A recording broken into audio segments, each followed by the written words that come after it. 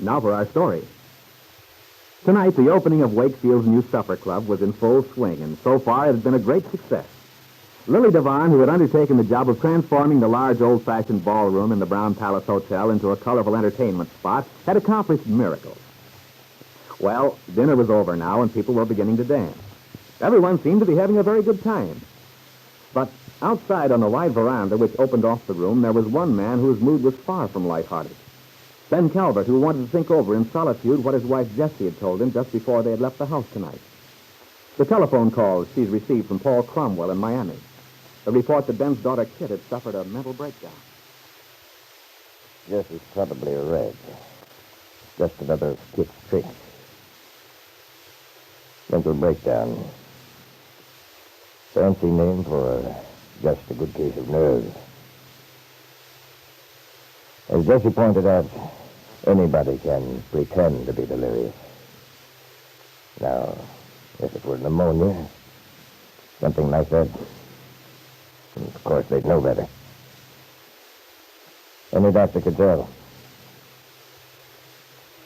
And yet, if Kit really is ill, after all, she's been under a strain for months. Suppose it's true.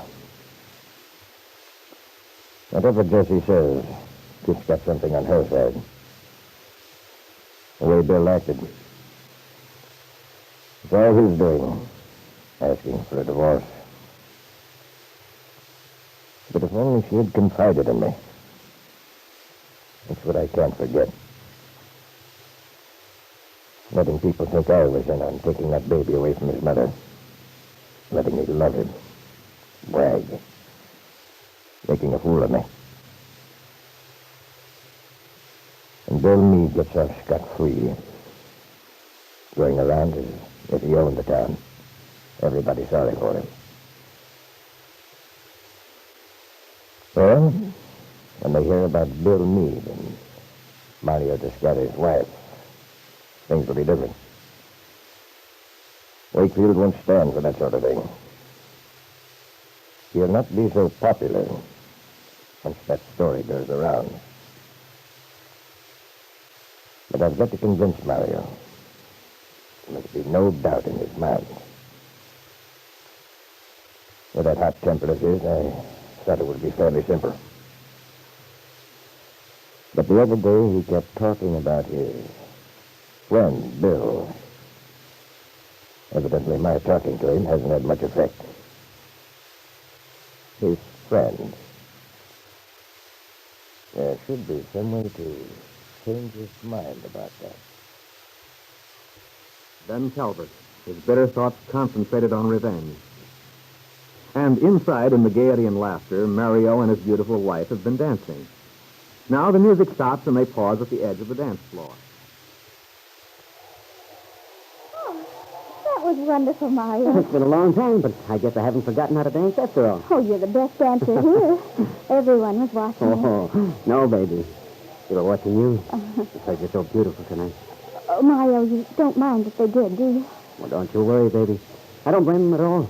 In fact, I'm darn glad they did. It made me proud. Oh, then it's all right. Sure, it's all right. You mustn't keep worrying. I'm a new man, baby. I've turned over a new leaf. And gosh, it feels wonderful. Not being suspicious all the time. I'm really enjoying myself. I'm glad, Mario. So am I. Oh, gosh, it's hot in here. Let's go out on the veranda, baby. Just for a minute to cool off, huh? All right. Oh, looks like we've got it all to ourselves. It's a good chance for a guy to kiss his wife. Oh, wait, Mario. Isn't that Mr. Calvert over there in the corner? Yeah, I think it is. I wonder what he's doing out here, all by himself. I don't know. Oh, but he's okay. He won't bother us. Forget him, baby. Come here. Kiss me.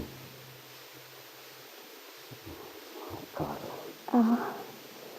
Oh, boy, I'm a lucky guy. Beautiful wife. Friend. Yes, Mario. We're both lucky. Oh, gosh. That stuff of yours sparkles like a shower of fire. Just the way I pictured it would when I bought it for you. It looks swell, darling. I've never worn it before, Mario. When you sent it from Paris, I made up my mind I'd put it away until you came home. Do you really like it on? Oh, it looks beautiful, honest it does. Hey, wait a minute. So you won't lose it? Oh, It's not tied very tight. it's all right, Mario. Don't worry. I'll never lose it. I'm going to keep it always. Even when I'm 50, I'll still wear it. And it'll still be beautiful on you. There go Peggy and Bill. They look nice together, don't they? Mm-hmm. Have you danced with her yet, Mario? With Peggy? Well, no. Well, then why don't you? It might hurt her feelings if you don't ask her. Go now, Mario. Well, if you want me to. But what will you be doing? Never mind, darling. I have something to do.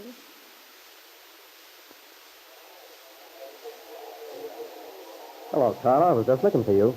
Your husband kidnapped my fiancée for a dance. I know. That's why I was looking for you, Bill. I wanted to talk to you. Well, the music's going to start in a minute. Shall we talk while we dance? Let's just talk, if you don't mind. All right. Is it okay here? Well, I'd rather we'd go somewhere else. Well, how about out here on the veranda? Well, that's all right. Oh, but let's go round to the other side, huh? All right. Is something wrong, Carla? Oh, no. Everything's wonderful. And especially is everything wonderful with Mario. How? How does Mario like the party? He's having a wonderful time. Good. You and Peggy. You've helped us so much, Bill.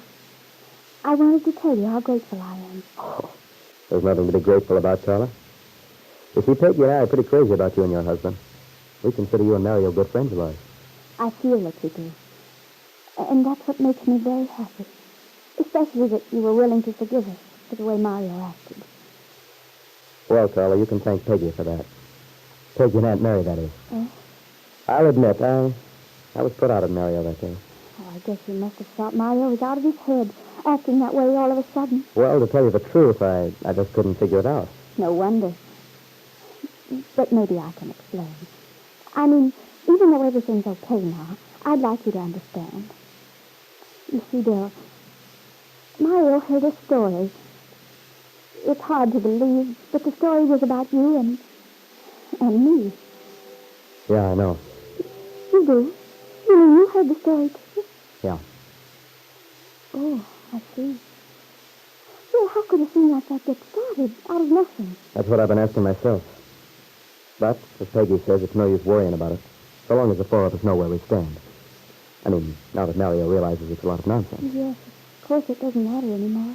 Still, The way I look at it, whoever did make it up will forget all about it and let it drop, so long as we don't let it bother us. yes. Yes, that's what I told Mario. The best thing is to forget it. And in a way, it did a lot of good. Brought something out in the open. Mario always used to be so jealous, suspicious. But he's not anymore. Everything's all right now. Oh, I'm so glad to hear that, Carla. When Aunt Mary talked to him, she made him see how foolish he was. On top of being ashamed of himself, Aunt Mary seemed to be able to make him see that he should trust people. Believe in them. Aunt Mary certainly has a way with her, hasn't she? Mm-hmm. And, of course, Mario never does anything halfway. He puts his whole soul into whatever he feels. So now that he's made up his mind, now that he believes I love him, that's all there is to it. He's happy. That means I am. Sometimes I think it's not such a bad old world after all. Things usually work out all right if everybody keeps his head. Yes, if they do. Well, now that we've talked it over, I feel better. I wanted you to know it wasn't all Mario's fault. About the gossip, I mean. Oh, don't worry about it. Peggy and I understand. Then you'll tell her how grateful I am. You bet I will. She thinks you're pretty terrific, you know. Well, then it works both ways. You want to go in now? All right. Well, let's stroll around to the front, huh? A little promenade? Okay. Oh, and don't forget, you promised me a dance. I'm not going to let that husband of yours monopolize the whole evening. As the two young people strolled past the dark corner where Ben was sitting, the older man shrank back into the shadows. Hearing Bill's last words, he smiled, following them with his eyes. As he watched, Carla's sequin scarf floated lightly down to the floor. Ben went over and picked it up. He started to call to Carla, then stopped. Thoughtfully, Ben Calvert stuffed the scarf into his pocket.